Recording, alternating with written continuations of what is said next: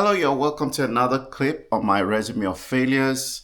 My name is Steve Araba, and today I want to talk about the aspect of work. Now, for a lot of people, they take a look at me, they go like, oh, you've had a beautiful career. Look at how your life is going. Things are moving for you. You're moving all over the world. Things are great. I'm like, yeah. Now, the funny thing is, over the years, I think about 15 years thereabout, of course, more than that, I graduated from a private university back in 2005. And it was big to have graduated from there. Now, at that time, everybody was getting jobs. Everybody was doing very well in some kind of way along their career line. And for some reason, I just couldn't get a job. I mean, I was applying. I made a second class upper in my school. So typically at the time, it was like you were not cream of the crop, but you were really good up there. And I knew what I was doing. I believe I was smart. I believe I was intelligent. I believe I was doing very well at the interviews too. But for some reason, I just didn't get a job.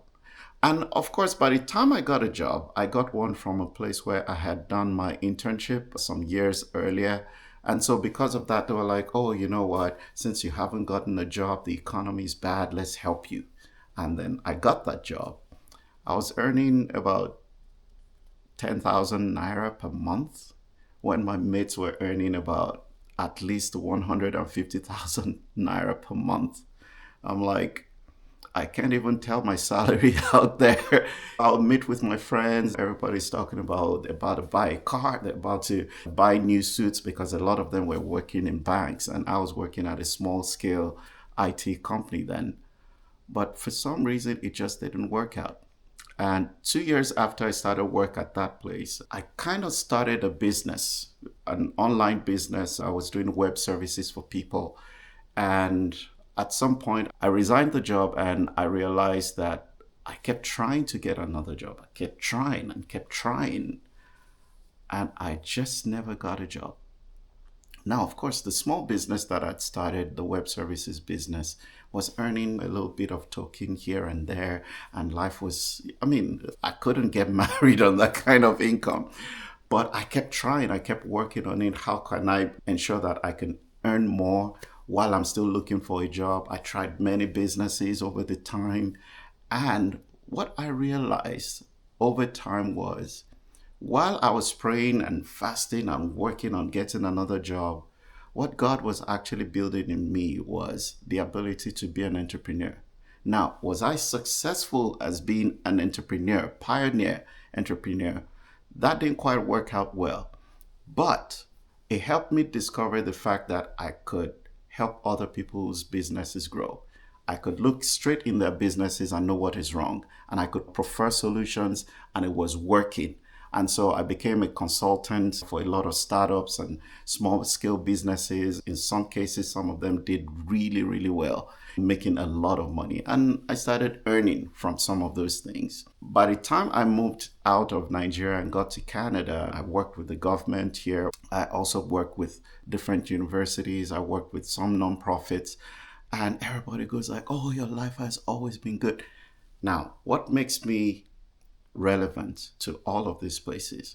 All those years of failures, all those years when I was trying to get a job, but because I didn't get it, I was trying to do the next best thing. And so those became the opportunities for me. And as they became the opportunities for me, I was adding more things into my portfolio. Now, did I become a billionaire immediately? No. Yeah, that's still in the works though. But what seemed like a failure, the fact that I couldn't get a job and I kept applying, and it seemed like, oh, wow, these village people seem to be a lot, to be so powerful, fasted and prayed, spoke in tongues, bound demons. And I was like, the devil can't be this powerful. There must be a different design here. And I decided to do the next best thing. And the next best thing was to be entrepreneurial. I started discovering myself when I go around doing different speaking engagements or consulting for businesses, or maybe even teaching as a professor in a Canadian university now. You'd realize that I have been able to gather a lot more than just being an academic. And so even now, a lot of my students are like, once I'm done, I'm coming back with my business. I want you to help me grow this thing. I want to be big time. And that is what happens when it seems like you're going through a failure. When you're going through there, one of the things you need to be able to do is pick up on what can I learn while I'm failing, or while it seems to the outside world that I'm failing. Everything that I've been able to build technically is all because of my moments of failure. You just need to remember that not every failure is quite as it seems. Sometimes there's a lot more for you in that season. So the next series, I'll see you.